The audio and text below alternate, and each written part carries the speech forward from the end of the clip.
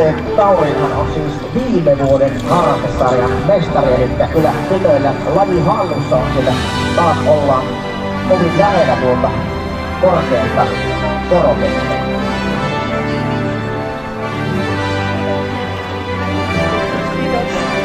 Voi jo varauttaa.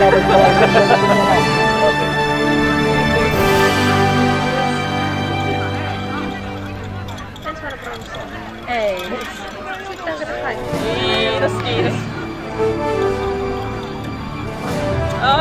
Kiitos, kiitos.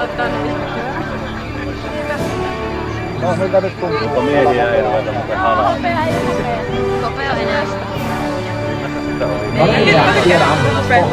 Huomenna hyvä. Niin, huomenna tuntuu erittäin hyvä. Ainoat tulee teille haluamanne kokojen mukaan.